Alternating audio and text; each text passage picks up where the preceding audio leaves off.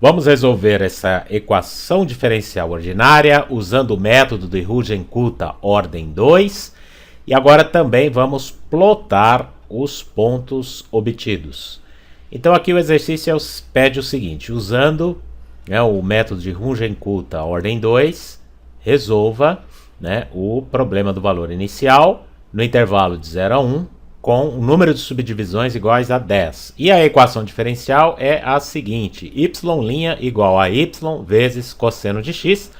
O ponto inicial é y0 igual a 1. Então x0 igual a 0 e y0 igual a 1.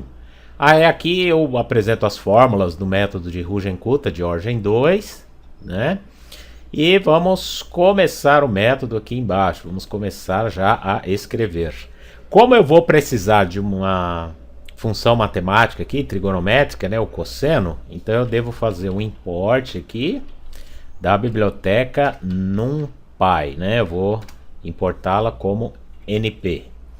Bom, e aqui eu já deixei previamente algumas partes do código, né? Então vamos preencher aqui. Primeiro é a função da EDO dada aqui em cima. Então é y vezes cosseno de x.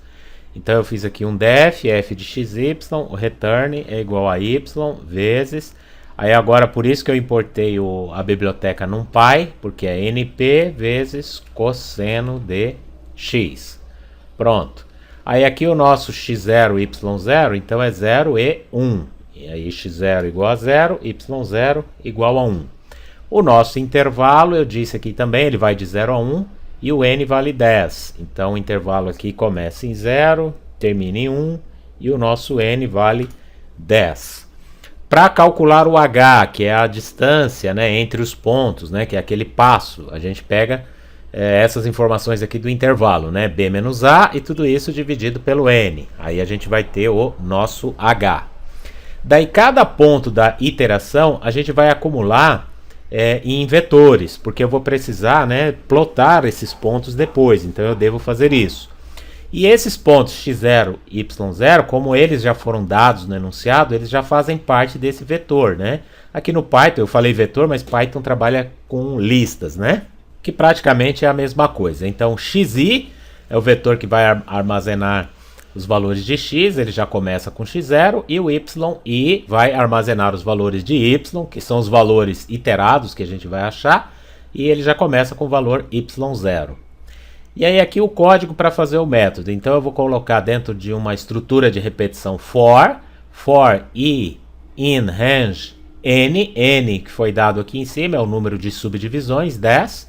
Primeiro de tudo a gente vai calcular o K1 da nossa fórmula de Runge-Kutta, que é o f de x0, y0. x0 e y0 são os parâmetros aí para a função f.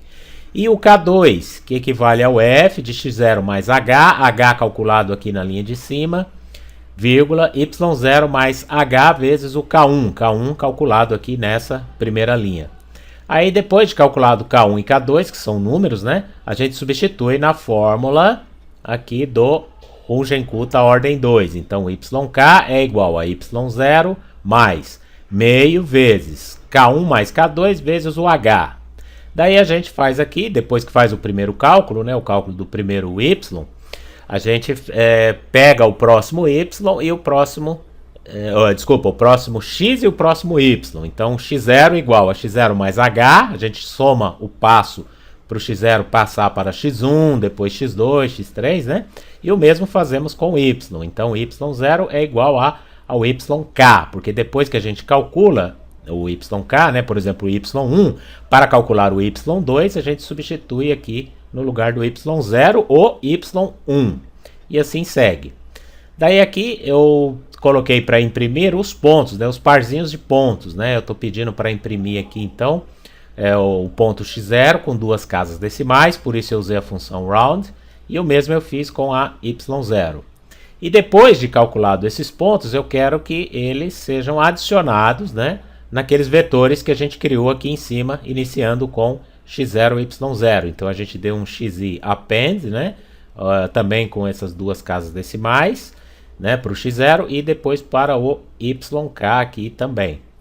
Bom, e logo aqui embaixo eu estou pedindo para uma linha em branco, né, um print vazio, e imprimir o vetor aqui também.